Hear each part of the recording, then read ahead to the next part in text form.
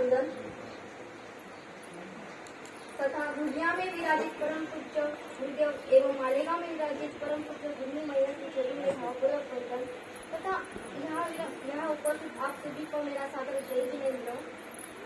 जब भी मैं दीक्षा के बारे में सुनती थी तो मुझे लगता था कि किसी इंसान को धर्म के प्रति ज्यादा लगाव हो जाता है तो दीक्षा लेता है एंड इट्स ओवरऑल ओके। किसी इंसान को धर्म के प्रति ज्यादा मोह होता है और किसी को संसार के प्रति। और जैसे जैसे मैं इसकी डेप्थ को समझती गई तो समझ में आया कि जो भी दीक्षा ले रहे हैं और जिन्होंने दीक्षा ले ली है वो देख पा रहे हैं जो हम नहीं देख पा रहे हैं। हम सोचते हैं कि हमारी आत्मा की सुंदरता, हम सोचते हैं कि हमारी शरीर की सुंदरता कैसे बढ़ाई जाए और वे सोचते हैं कि अपनी आत्मा की सुंदरता कैसे बढ़ाई जाए। इसलिए वो आत्मा को साफ करते हैं।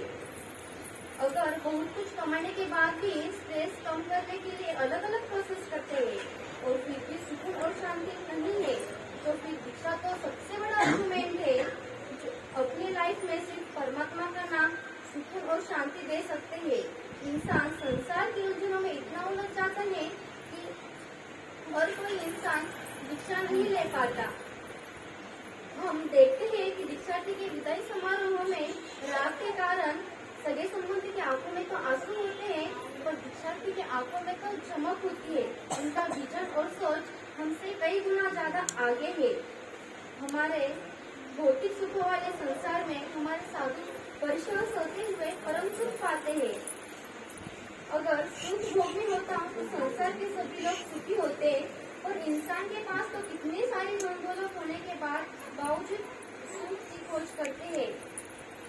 इसलिए हमारे आगम में कहा गया है कि मैं जिसे जानता हूँ उसे नहीं जानता और जिसे नहीं जानता उसे जानता हूँ। अर्थात यह नहीं जानता जिसने जन्म लिया है वो, अर्थात यह नहीं जानता कि जिसने जन्म लिया है वो अवश्य मरेगा, किंतु यह नहीं जानता कि वह किस काल में, किस स्थान पर, किस प्रकार और कितने समय के बाद मरेगा।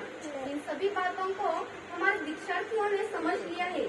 इसलिए संसार की दलदल से बाहर निकलकर अपनी आत्मा का कल्याण करने हेतु संयम का मार्ग चुन लिया है और उसे उनका साधनामय जीवन सफल हो और मोक्ष मार्ग की मंजिल प्राप्त हो।